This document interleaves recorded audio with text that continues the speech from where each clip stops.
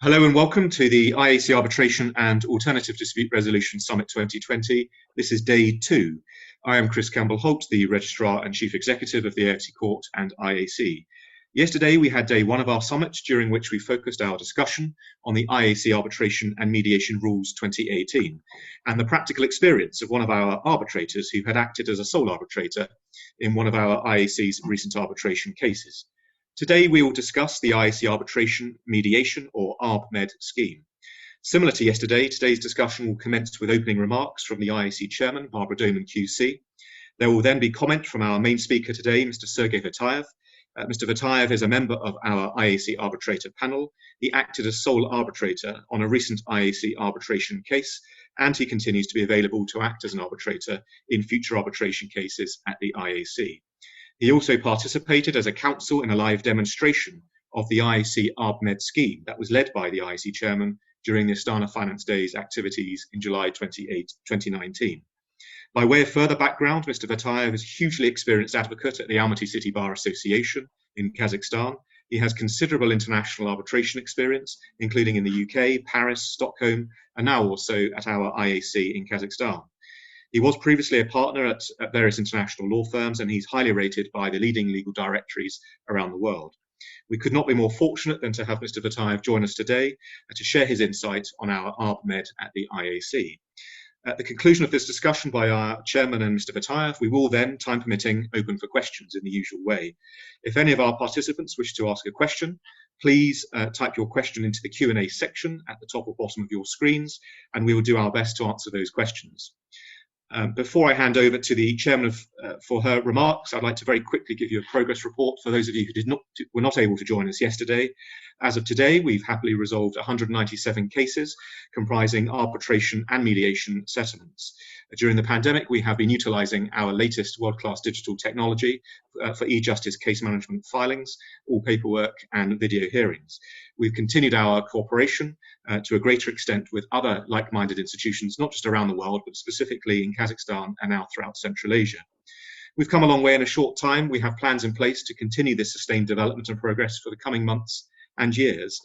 Now, if I may, I'll hand over to the IAC chairman to give her opening remarks. Chairman Doe. Well, thank you, Chris, and dear colleagues.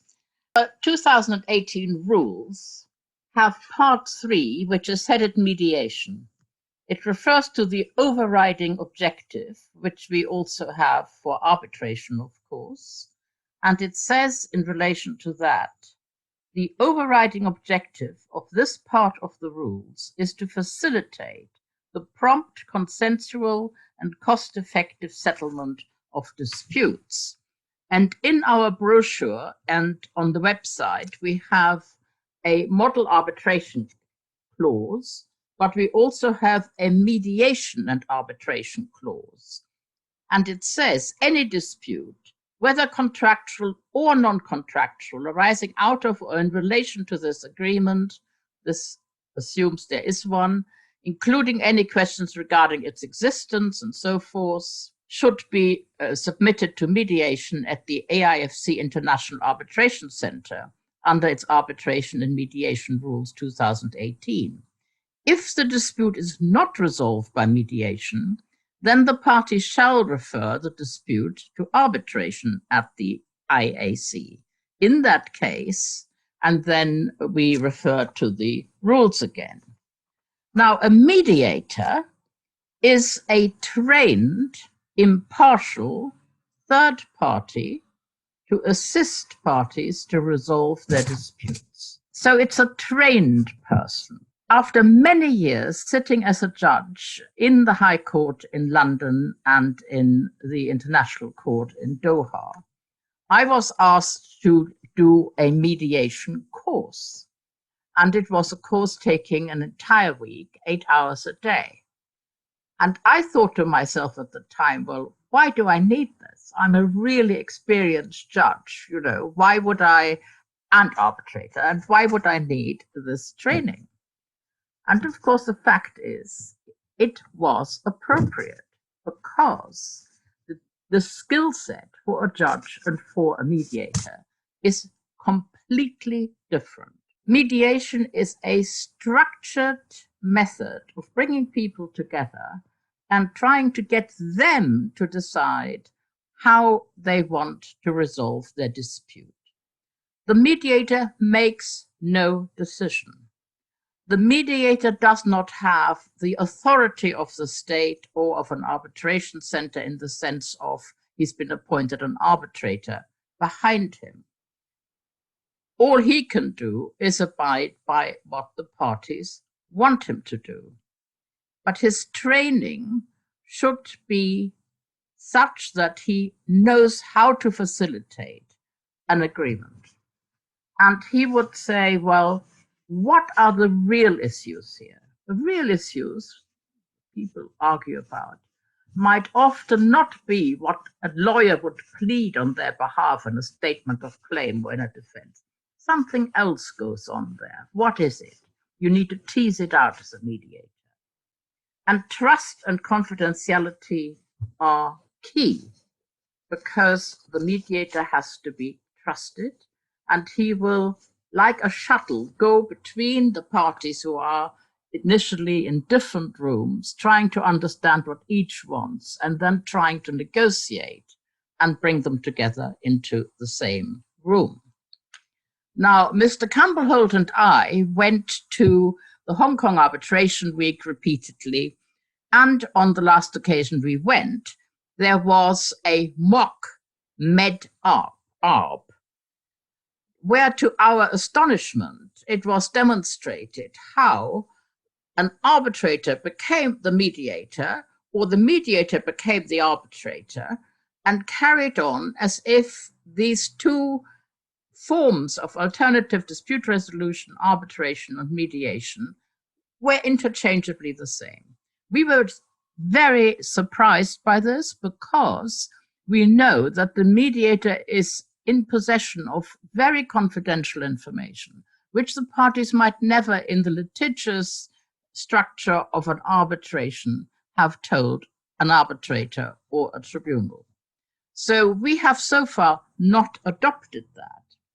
What we did do is organize a mock mediation arbitration, as Chris Campbell-Holt has already said last year, at which we had the great benefit of our Kazakh colleagues from Nur Sultan and from Almaty, and they were absolutely terrific. We were mightily impressed. We were 3 European arbitrators, and one of the judges of the AIFC court, Sir Robin Jacobs, who is also on our panel of arbitrators and mediators, and he was the reserve mediator. And when the arbitration had already proceeded for a bit, one of the parties suggested this arbitration should be paused for mediation, with a view to, if the mediation then didn't work, the arbitration could resume, but not with the same person, of course, but with the previous tribunal. Now, I just want to say one thing about enforcement. All parties to any form of dispute resolution are always extremely keen to understand how what they have achieved can be enforced. Because why spend the time and money if you can't enforce it, what you have achieved? In mediation, if the mediation succeeds, you have a signed agreement. Both parties sign this agreement. It's a contract between the parties. A contract can be enforced in the usual way. In most of our cases, and we have now had very many, the position is that enforcement doesn't need to come into it because the parties have already agreed with each other what they would do, and then they go and do it. And there is no intervention of the court or any other enforcement required.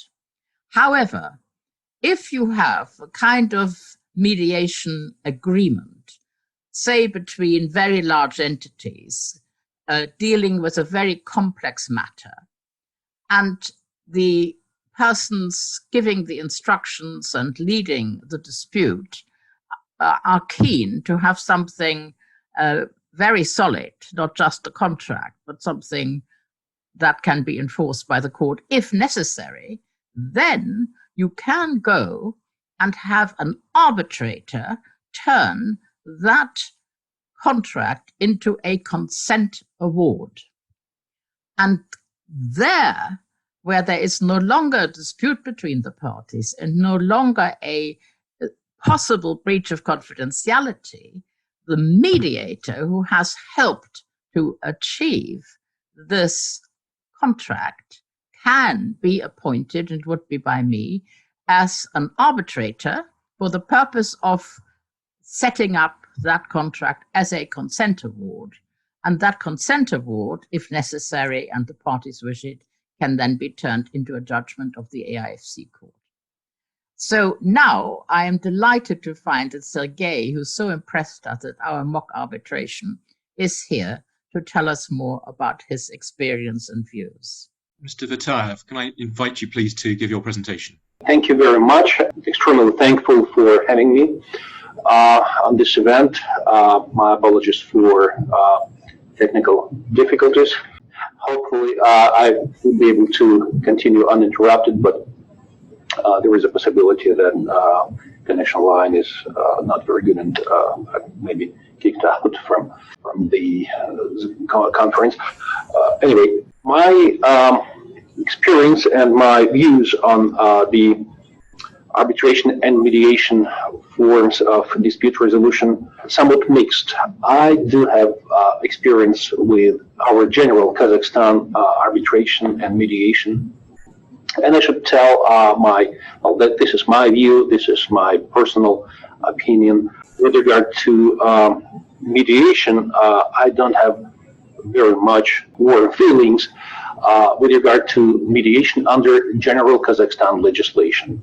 The development of legislation in Kazakhstan went in such way that the people who were promoting the development of mediation in Kazakhstan under Kazakhstan law on mediation were focusing on this form of dispute resolution only, without looking into the broader picture, without trying to somehow connect it with arbitration as another form of alternative dispute resolution. As a result, my opinion is that general Kazakhstan law on mediation over-regulates the mediation procedure.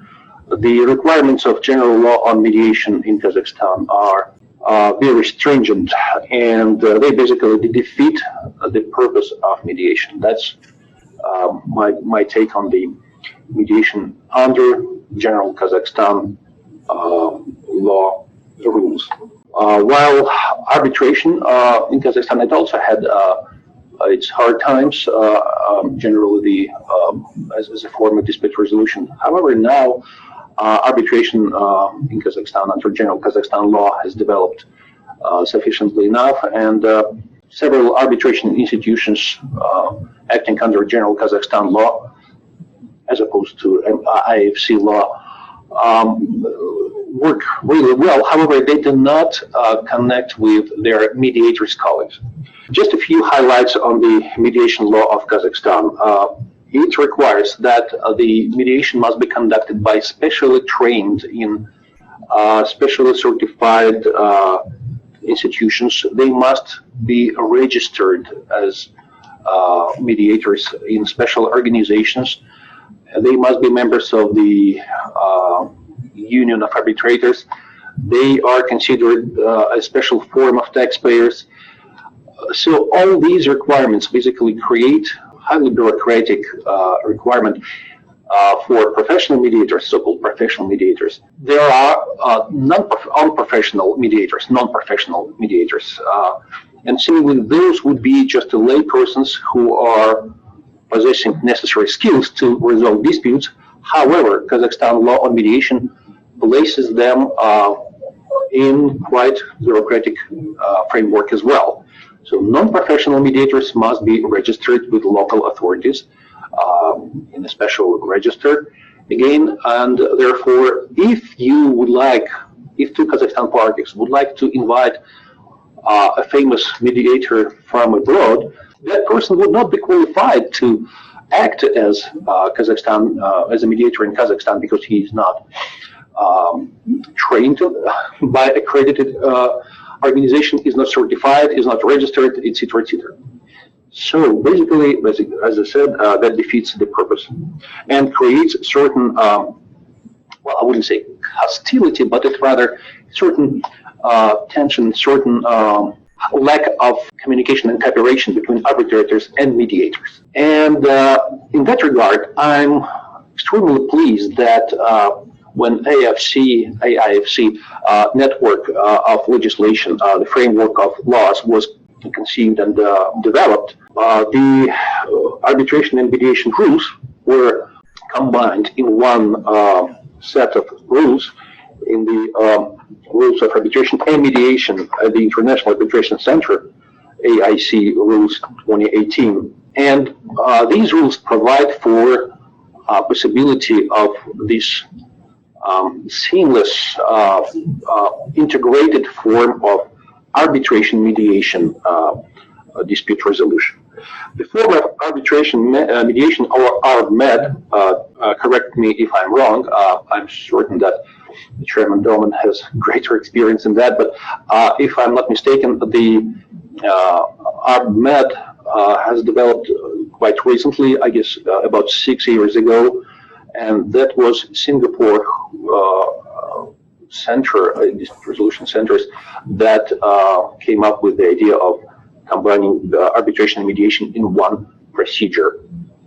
And actually, this idea is one of the smartest and brightest ideas that could have been proposed for choosing both benefits of both arbitration and mediation forms of dispute resolution.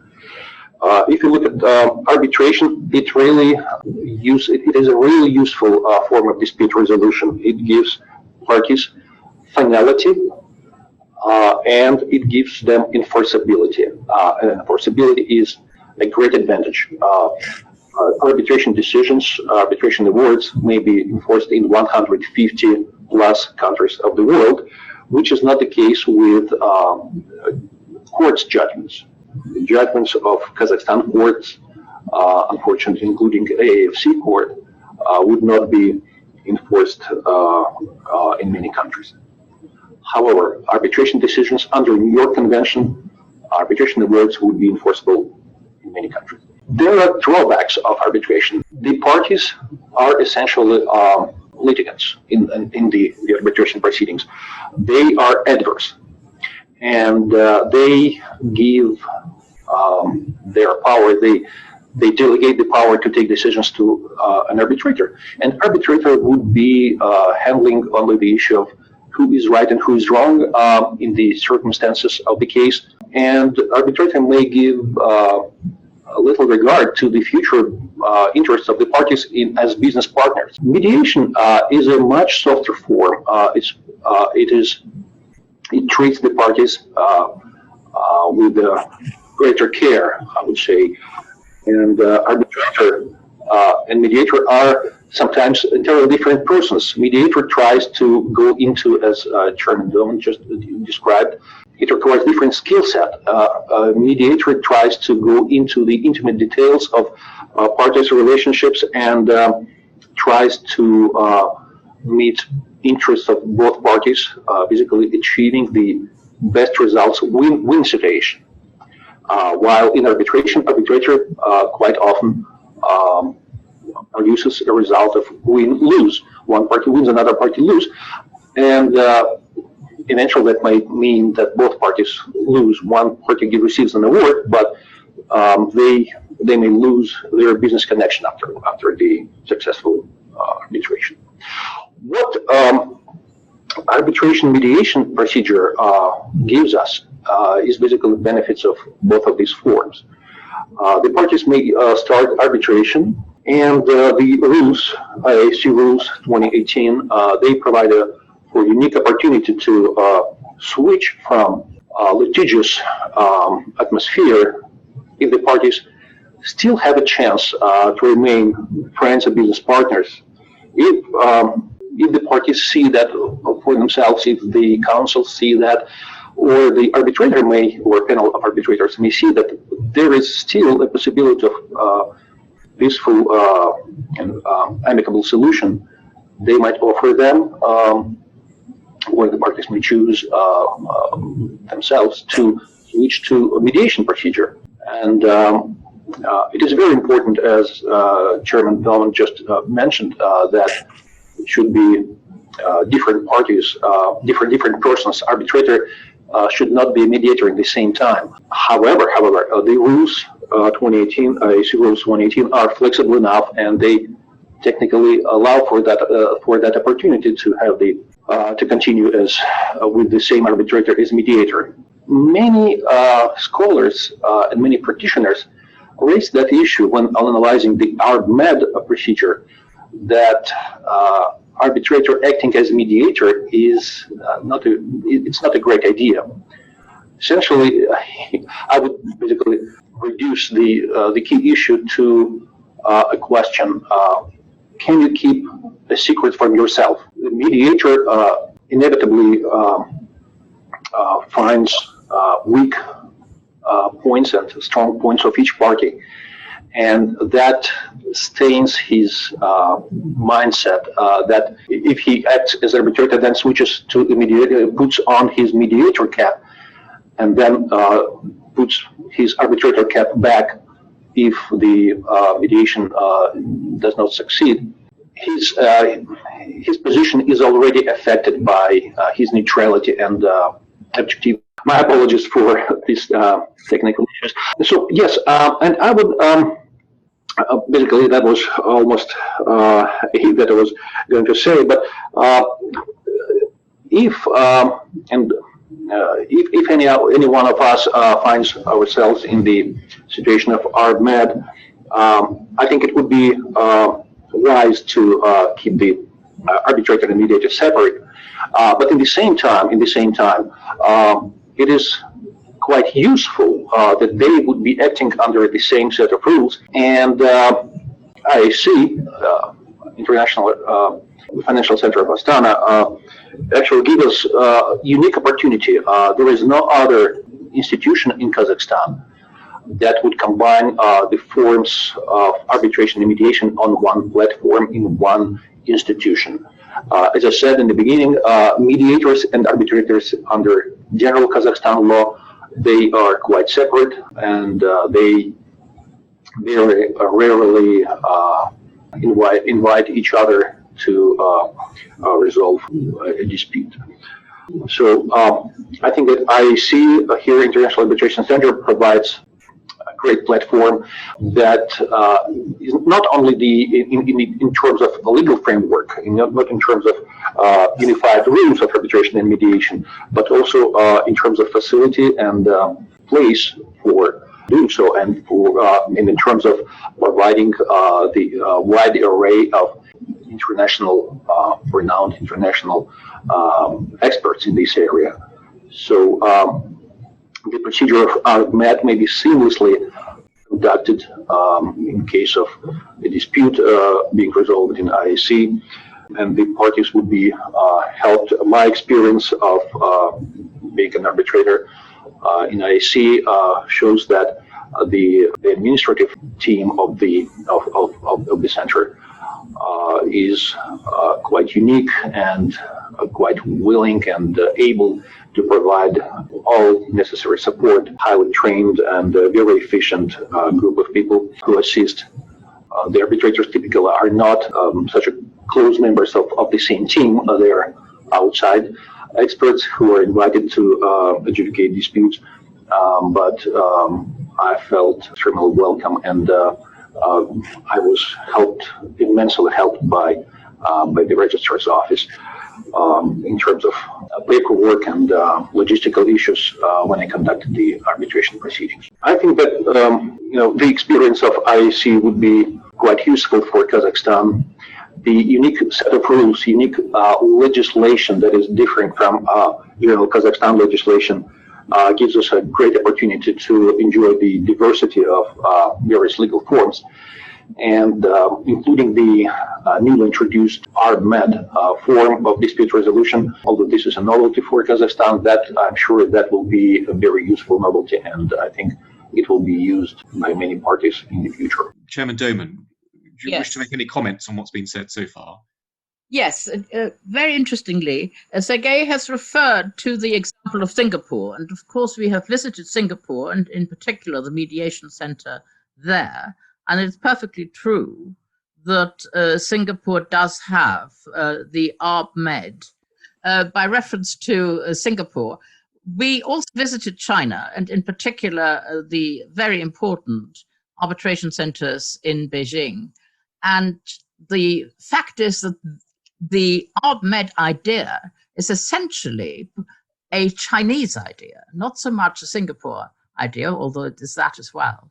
But in China, this is very well rooted by now, and they consider it culturally, for them, entirely acceptable. So you can have a tradition which has grown up, albeit not over a very lengthy period, which makes a formula acceptable, which we find doubtful and wouldn't apply. And I entirely concur, I make it clear, with what Sergei has said so far about the arbitrator and the mediator not being the same person, with the exception that I've indicated in my very brief introduction when it comes to enforcement. Well, I would very much like now to hear from those who are present at the webinar. I see that there is a chat number and there are a large number of participants, and there are bound to be questions. So I much rather now wait to hear what questions people would like us to address. Thank you, Chairman Doman. We don't have any immediate questions. So if I may, I would like to ask a question or make a comment of my own in the time that we have.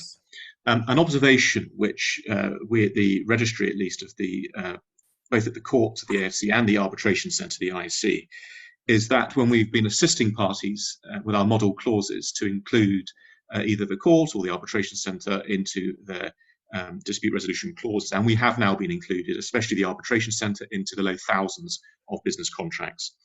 There tends to be a tendency in a typical dispute resolution clause for parties to agree to firstly try to discuss or then perhaps mediate their dispute. And if that fails, they then provide that the parties will then logically move on to arbitration. What we're getting at here today, though, with our special Arb-Med scheme is something a little bit different.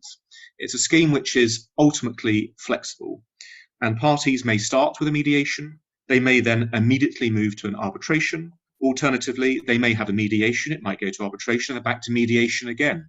And this is a very important flexible feature, which I want to emphasize for our IAC Arb-Med scheme.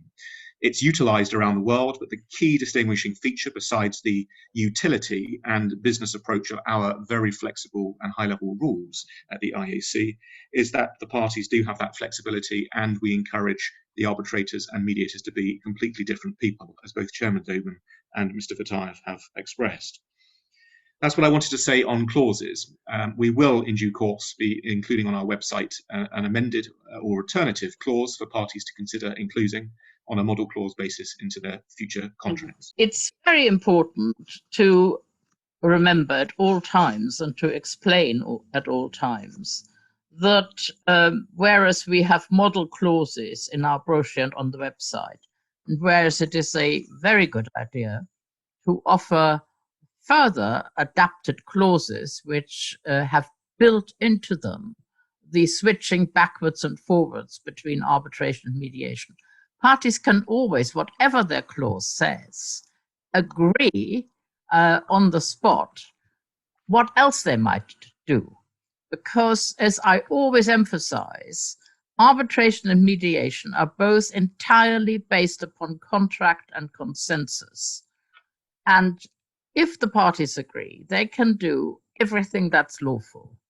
So they can, even if they wanted to, say, well, we will come together and we have an arbitrator here. We'll see how it goes.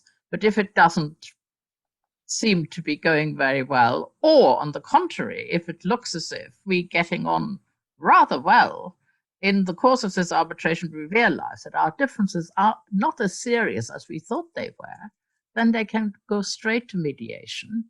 And then they mediate and they find, we can agree a good deal, but there's something left in our dispute which we can't agree on. That bit can then go back to arbitration. So the flexibility to which Chris Campbell-Holt has referred is extremely important, and it is really there. And I give a particular example. You have an arbitration starting with an Arb-Med clause, which makes it clear that you can arbitrate or mediate as you then decide. And the arbitration starts and you decide, well, we better mediate. Okay, go to the mediator, and it becomes clear that liability can't really be disputed successfully. It's not possible. I mean, look, this happened, and yes, they are liable. It's not going to be, there isn't going to be a defense that's successful. But what the consequences are is quite difficult to work out. And one of the difficulties in breach of contract or tort cases and all commercial cases is the quantum of damages. How do they get calculated? Here, it becomes a really good idea to go back to the arbitrator or the tribunal of three arbitrators. Why? Because those are trained lawyers, and they're trained, among other things, in working out the damages under the legal principles that are applicable and on the evidence that they will have seen. That is not something a mediator could ever do. The mediator, as we all agree and have explained, is not a decision maker. The mediator doesn't sit there and works out formulae and says, well, you pay so much or so much. If the dispute is one where the quantum of damages is uncomplicated and it's only a little bit of horse trading, maybe, that can be mediated. But when the quantum of damages in a complex matter becomes a real issue, but liability is, after all, undeniable, then you go from mediated liability acceptance to that part of the dispute that needs a professional, careful, again, skilled and trained decision maker or decision makers in a tribunal of three. So I really do want to emphasize how extraordinarily flexible the offers are that we make at the IAC. And the Kazakh local law that Sergei spoke of does not, of course, apply to the International Arbitration Center.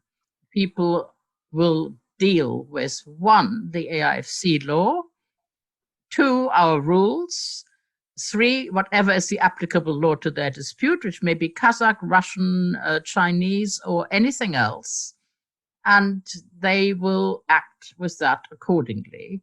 But they are not, of course, bound by Kazakh regulations, and the Kazakh nation has created the International Arbitration Center in order to provide something that is not a domestic matter, but that is reaches over the region and over the world to be able to have a truly international solution for people's disputes and how they treat. Thank you very much, Chairman Doman.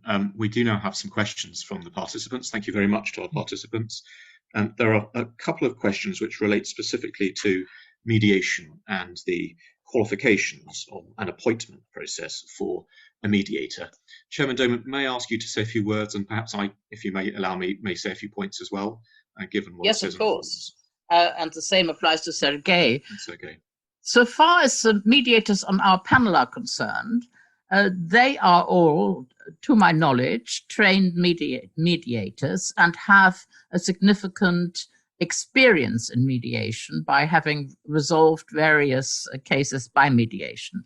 However, it is right to say that there are people who have gained their expertise as mediators by being mediators, and who may not have had a lengthy training process, or perhaps not any formalized training process, but as it were, have learned on the coalface, on the job itself.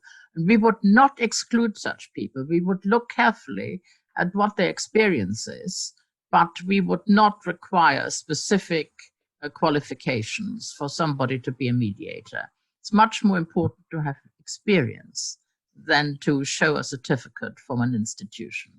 Both, of course, is always excellent. Thank you, Chairman Doman. Mr. Vatayev, may I invite you to make any comment on what's been discussed? Thank you very much. Well, as I mentioned, indeed, the skill set is sometimes more, in mindset, is more important than formal paper issued by certain institutions that are not necessarily gained a sufficient amount of practice and respect, I would say. That's what we had with Kazakhstan. No offense to mediation institutions in Kazakhstan, but frankly, I have not seen any remarkable results of Kazakhstan mediators and Kazakhstan mediation institutions. Maybe I'm just too skeptical with regard to them, given that certain level of lack of communication between arbitrators and mediators, and my practice is much more on the arbitration side. And indeed, the mediator must be a great negotiator. First of all, the mediator must have certain amount of empathy built in the character, to listen to the party, to understand the needs of one party, and then try to kind of shuttle between the parties and make their ends meet. Basically, it's like solving a puzzle, sewing together all the connections of the parties and trying to resolve the misunderstandings. Can I add to that? I have referred to the week-long training I underwent now a long time ago. And on that training course were professional judges, very high-ranking judges of the Court of Appeal of England. And there were a very few very senior barristers as well. And it was really remarkable that the course ended with a test, and you were effectively tested for what you did on mock arbitrations and mediations, but here mainly mediations. And they failed one of the judges, and they failed one of the Queen's Counsel senior barristers. Why? The judge was failed. He was furious, by the way, but he was failed because he was too judgmental. And he tried to tell people what his decision was, what his view was all the time. Said, that's the answer, That's not how you mediate. You can't do that. You are not a judge.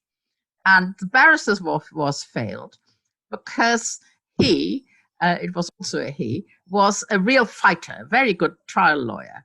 And he would fight a corner for somebody. And again, you can't do that. That's not what a mediator does. A mediator is the neutral person in the middle. Surely does not fight a corner or make a decision. And therefore, what one comes down to is really a personality. And you can't teach personality. It's there or it isn't.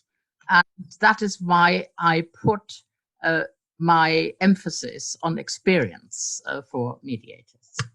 Thank you very much, Chairman Doman. I'd like to add to that, if I may, from your comments and from those of Mr. Vatayev. In terms of procedure, and I think this is totally relevant to the question as well, how does a person in Kazakhstan become a mediator at the IAC?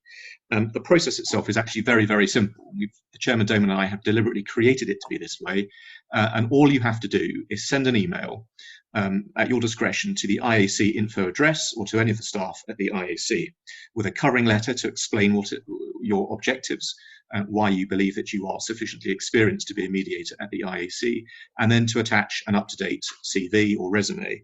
The process is very simple. Chairman Doman and I will then consider the application, and Chairman Doman will ultimately make the decision as to whether it might be appropriate in this particular case for that person to be appointed to the Chairman Doman's a panel of mediators. I should add that we are increasingly looking for and signing up Kazakhstan-based mediators. We are doing this because we've had so much success so far. There's been a real appetite for very quick and cost-effective mediation through our Arbitration and Dispute Resolution Centre.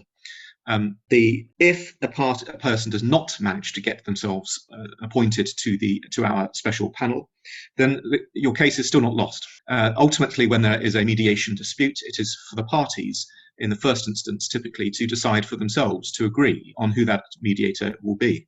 If the parties cannot agree, they can then apply, in fact, I think it's to me as registrar under our mediation rules, for a formal appointment of a mediator to that dispute. And what we will do is we will submit to the parties a list of options for potential mediators that we feel would be appropriate for the parties to consider having appointed. And ultimately, we can make the formal appointment as well.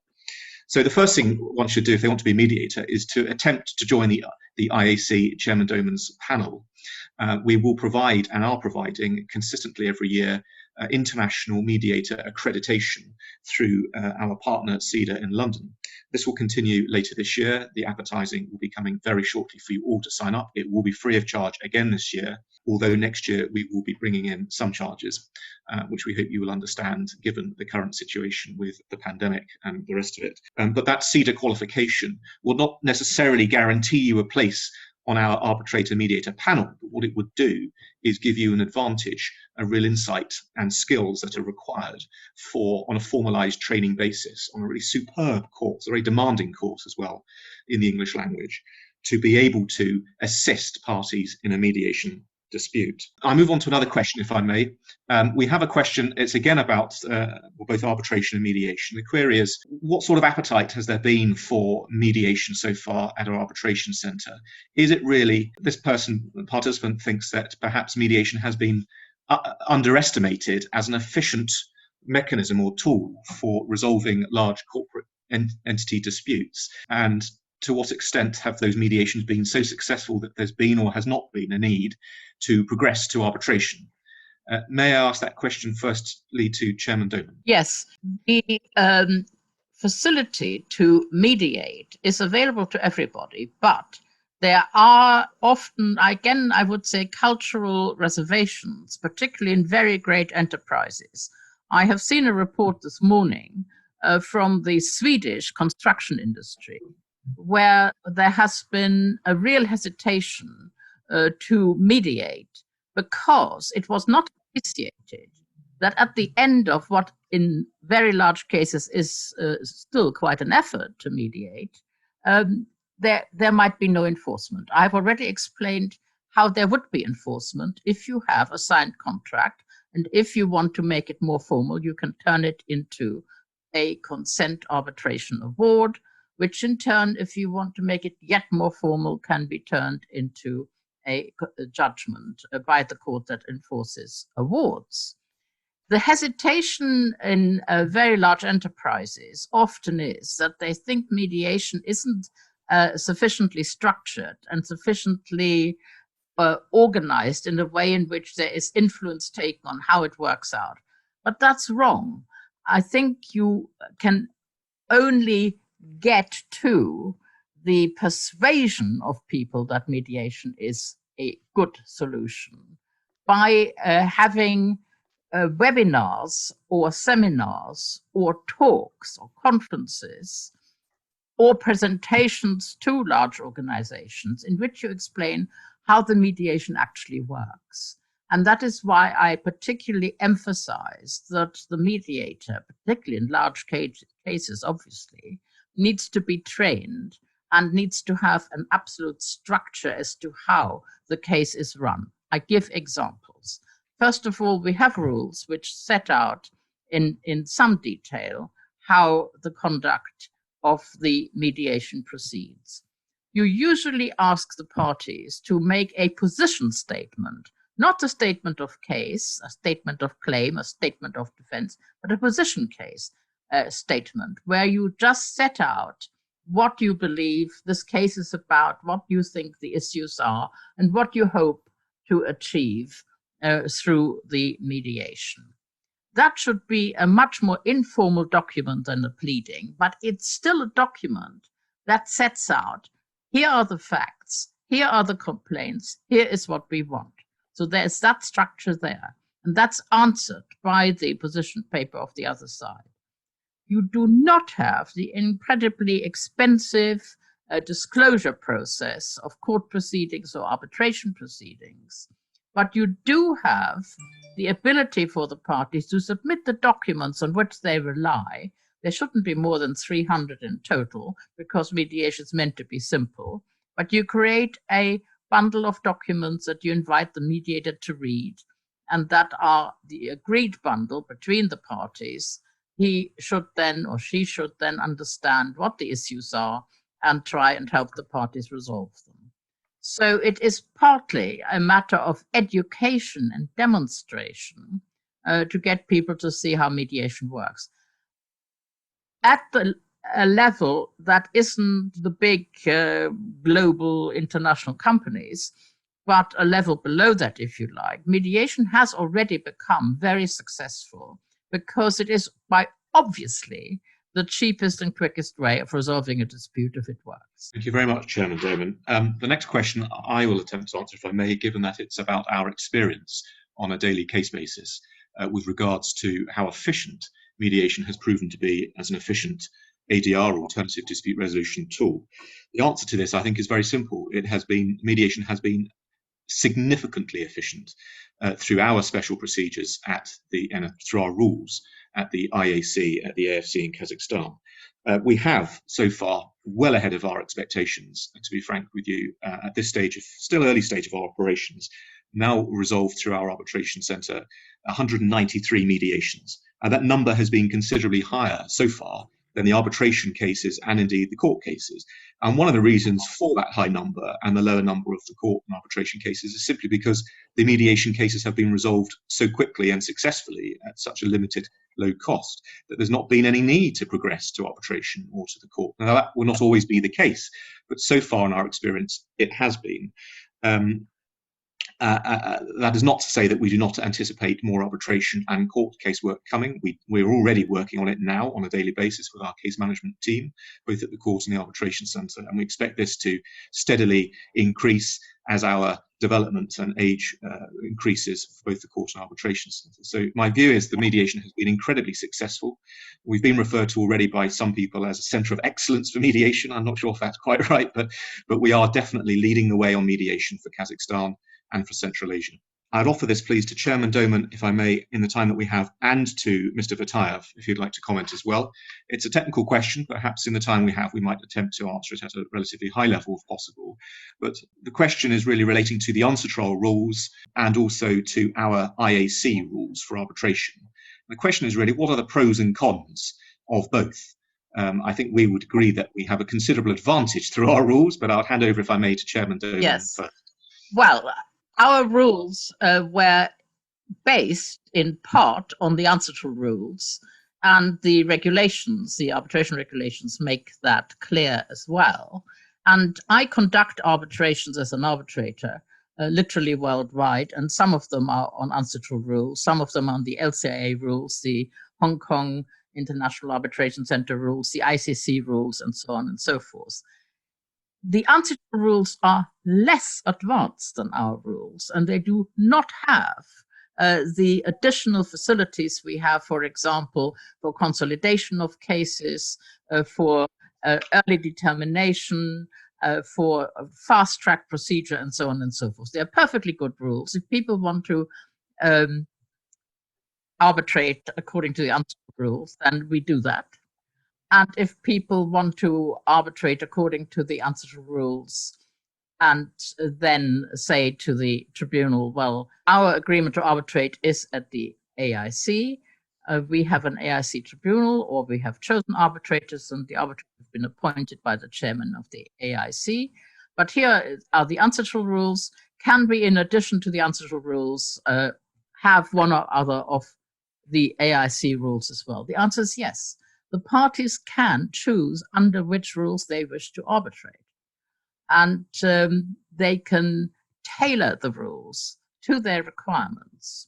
We have no difficulty applying the UNCITRAL rules. The UNCITRAL rules are effectively already there because they have informed the rules that we have, except we have taken them further. Thank you, Chairman Doman. Mr. Vatayev, would you like to make a comment? Yes, thank you very much. My comment probably would be very short, and I will sort of reverberate some of the thoughts that Chairman Norman has just said. Unilateral rules, I would think of them as a set of rules that are unique. When the parties choose unilateral rules, that means that their situation is, and their transaction or their future of the transaction is so unique that they need to establish a tailored set of rules for their specific situation. Do we really need for typical and standard situations a kind of handmade, tailored set of rules between the parties who have rather standard and typical transaction? I would probably prefer, and I would advise, as a legal counsel, I would certainly advise the parties to stick to the predetermined set of rules that are specific to and tested in a specific institution, and only if you have extreme need to carve out a very special set of rules for your own situation, that's when you resort to use trial. So that's my take on this. Thank you, Mr. Vatayev. Thank you. We have 5 minutes left before we close the proceedings, though we have one more question, which I'd like to put to our chairman and to Mr. Vatayev, if I may. And on the face of it, it might appear to be a rather simple question, but we all know in disputes and corporate matters, life is never that simple. The question is, how would you advise your client, if you're a lawyer, of the benefits of going to use arbitration or to using the court when trying to work out how best to resolve your dispute? And if I may again offer that to Chairman Doman.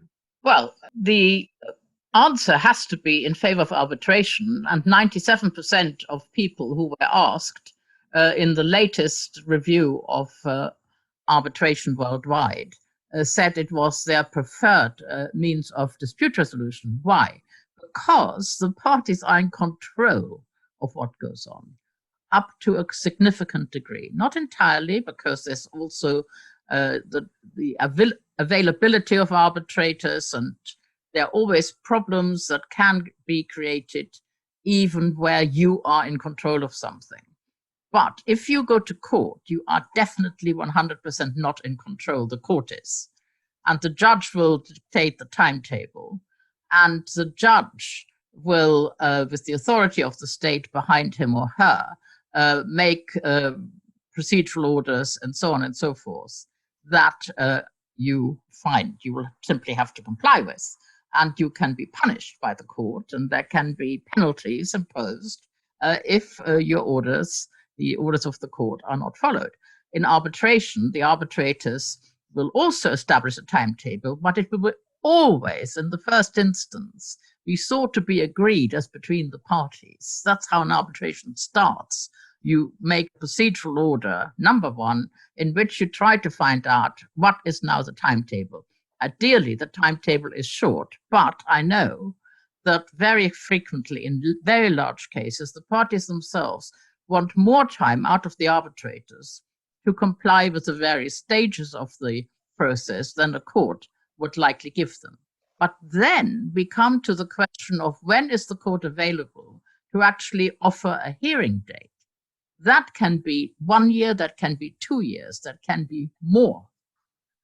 Whereas in arbitration, you will not appoint arbitrators to a particular dispute if they are not available within 6 months, a year, to determine that dispute. So you have control, you have greater speed.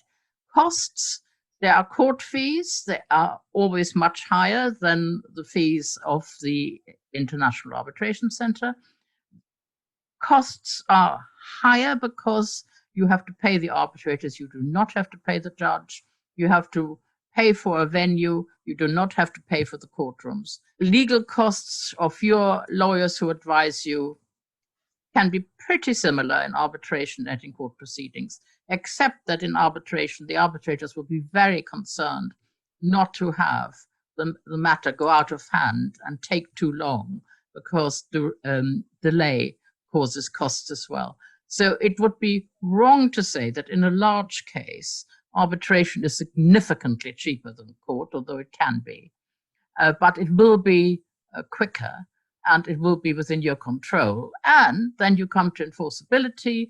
Arbitration awards are more enforceable than court judgments. Why? Because of the New York Convention, available in so very many countries in the world, whereas the enforcement of court judgments depend on bilateral treaties or international treaties, and it is not at all always easy to enforce a court judgment. Bringing it back to our AIFC court and our arbitration centre, the choice between going to our AIFC court and going to arbitration at our centre, there are no costs as it currently stands. Both are provided free of charge. All administration is free of charge. It's quite right, the judges, there's no cost for the judges. There are no filing fees, and this will continue until the 1st of January 2022. And if our court or arbitration centre are included in contract dispute resolution clauses between now or before now until the 31st of December 2021, then those services will still be provided free of charge upon the time for the dispute. The other point I wanted to make was some people we would encourage, of course, not just because we're representing the IAC and arbitration, but we would, of course, encourage parties to seek mediation, arbitration, and other alternative types of dispute resolution instead of going to the court and perhaps using the court as a last resort if all of that perhaps fails. But there are some people, and I'm also the registrar of the AIFC court as well as of the IAC, there are some people who just want to go to court.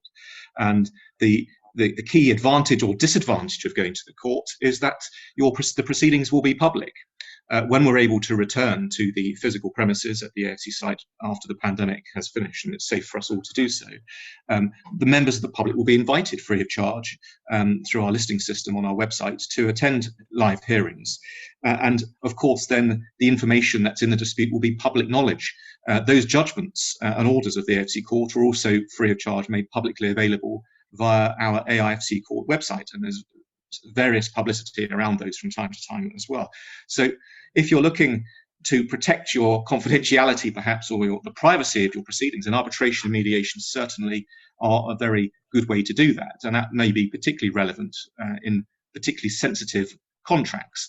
We have had discussions previously with people perhaps from the defence industry where the governments involved do not, for obvious reasons, want the public or other countries to know what's going on in their dispute. And so they opt for arbitration or perhaps mediation or perhaps both. And then you'll meet other parties who perhaps in an employment dispute where the parties will have to, or they will decide they want to go to the court because they want to make it clear publicly if they win the case that a particular behaviour pattern or whatever the court decides is not acceptable, and it will help impact publicly the standards, perhaps of regulation in the AIFC or elsewhere, or the standards of other conduct through the course of the dispute, the behaviour that's led to the dispute. So there's no one size fits all for every type of dispute, and this is really where an informed, experienced counsel or lawyer is very, very important to explain to the parties, understanding the full facts and the issues in that dispute, what is the best way to resolve the dispute for that particular dispute. But we do provide both the court and the arbitration centre, so we can deliver all of those dispute resolution needs at the AIFC. Thank you very much, Chairman Doman. Thank you very much, Mr. Patayev. Thank you also to our participants. We'll be in contact. We hope to see you at our forthcoming events very soon. Thank you very much, and that will end today's session. Thank you and goodbye.